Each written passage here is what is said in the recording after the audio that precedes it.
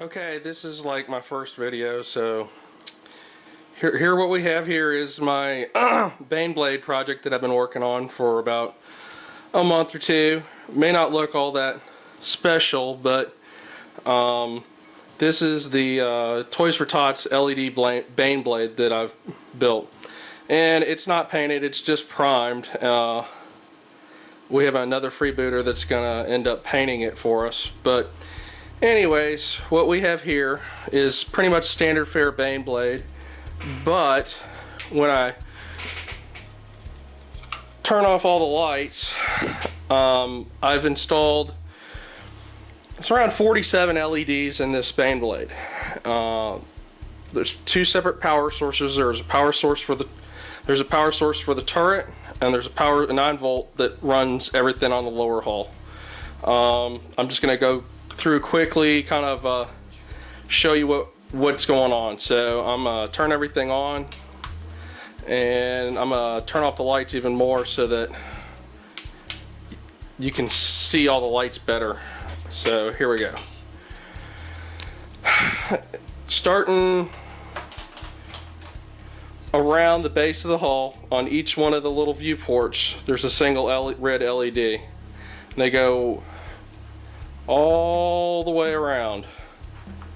Each one of them's on its own LED. I had to hand cut each one of the windows and then build a clear piece of acrylic to stick into each window. So it's a lot of man labor. Then if you come to the front, it's kind of bright, but you've got headlights. You've got a red, and I tried to go for a HID or a xenon color light, very, very bright when the lights are all off. You also have the driver viewport. Then, if I can get underneath the barrel here, this heavy bolter turret, the sight on the roof, it's got its own LED. The turret can still move up and down, and the bolters can traverse and elevate and depress. Then staying on the lower hull, on each one of the LAS turrets, you've got a sight. They can turn, no problem. They're a little stiff because of the way I did the wiring, but the way I had to do the wiring, if you've built a Baneblade before, this little pin that goes through the center of the turret, I had to drill all the way up. Drill a side hole in it, mount the LED in the turret, and then run the wiring down that tiny little pin back through the rest of the sponson in through the tread area into the main hull. So kind of a pain. Staying with the lower hull, I'm just rotating around. Come to the back, and this is where a lot of work is done. It's kind of hard to see, but we've got two LEDs here. They're green. Got another red one, and then back here we have some winking, blinking LEDs. Let me focus this a little bit better.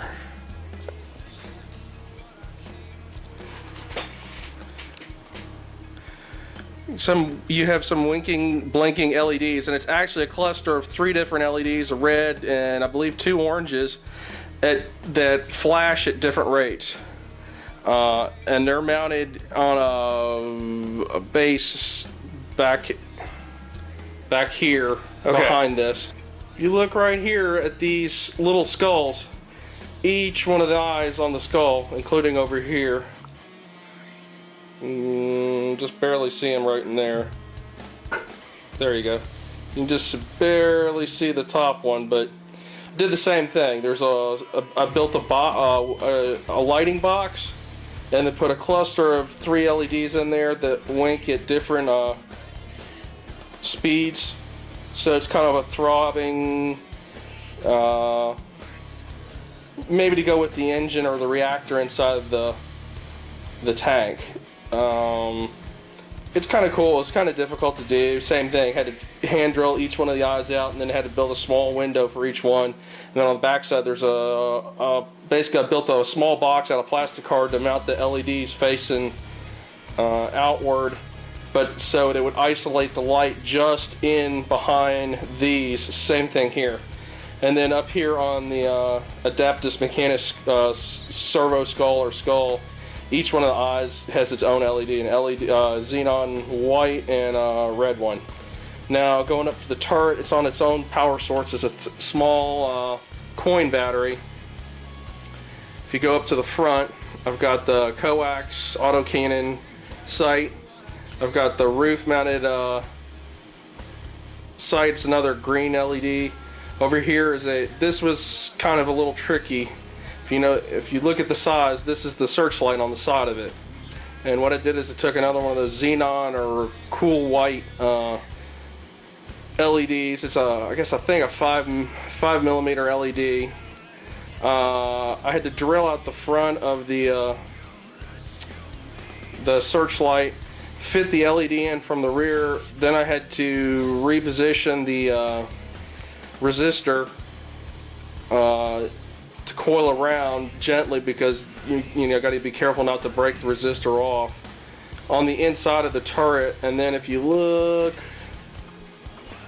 just behind here, got a small hole coming out the back with the wiring harness that goes in back here down on the bottom side of the turret into the main turret where the battery is. On the front, the LED poked out a little bit, and the hole was a little bit larger than I wanted it to be. So what I did is I took some of that microcrystal clear stuff and built a window around and on top of the LED. And I think it turned out pretty well. It's pretty bright, as you can see. Now up here, I'm not that happy with it. It does what it's supposed to do, but I've been running into trouble with it making it. And what I had to do is I had to make a reverse mold. I had to cast this inner part of the commander's cupola, okay, in latex rubber. And after I got that mold made, I then had to mix clear epoxy and pour it into the mold and mold this inner ring part clear. So I had a lot of problems with it. The actual material turned out kind of gummy. It's supposed to be almost like bulletproof Lexan, and I wasn't really happy with it. The edge on it's kind of bad. I need to keep putting some more primer on it, and it was kind of came out a little rough, but I mean, it does what it's supposed to do. But so basically what I've done here is on the inside of this turret, I've made a bridge across the bottom of the turret, and then I've mounted two small LEDs, I guess two 3mm LEDs in there, hooked up to the wiring harness, not on the edge but in towards it. And since this is clear, generally it came out pretty clear, all the little viewports are lit up the whole way around. Instead of having to go in there and hand paint it, it looks like, something's going on in there. I guess the sights are all working. I got a layer up along the top because these rivets up on the top are starting to show through a little bit. And as I said, I'm just not really happy with the cast. If I end up building any more of these, I'm gonna end up redoing the mold. And I think what's going on with I poured a test cup, same batch I made of this one, just in a cup, and then I poured some in the mold. And I think what's happening is the mold release I'm using is causing the actual resin, the epoxy resin, not to harden in the mold, because I didn't put any in the cup, and the cup turned out hard enough that I can't even chip it with like a hammer. And this stuff is still kind of squishy, but I mean, it's semi-hard. It kind of feels a little bit like a gummy bear or something like that. Painted and stuff, it gradually hardens up a little bit more. So it's something going on with the mold release. I'm gonna probably have to change if I do any other parts like that. It's the first time I've ever done it. A little expensive just for this one tank. I don't even really want to get into the price of how much I put into this tank, but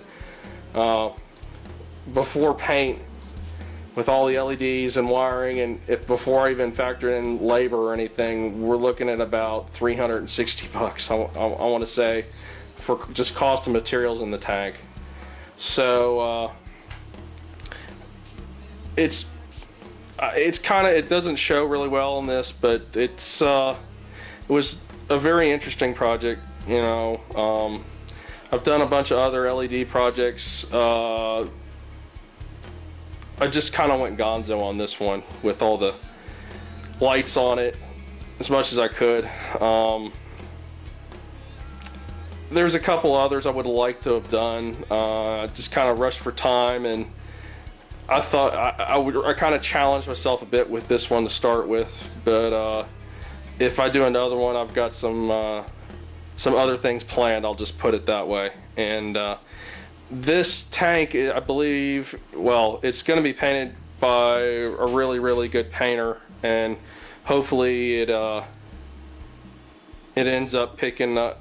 Getting a pretty good return on its auction for the Toys for Tots this Christmas that the Freebooters run. So anyways, there you go. That's my Baneblade project. I'll have a FAQ written up soon enough. It's probably going to be 2 to 3 parts, just because the amount of photographs and the amount of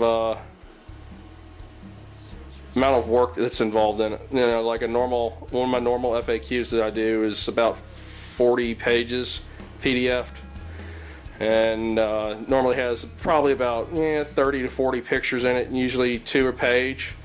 This one before today, I want to say, has probably about 300 pictures.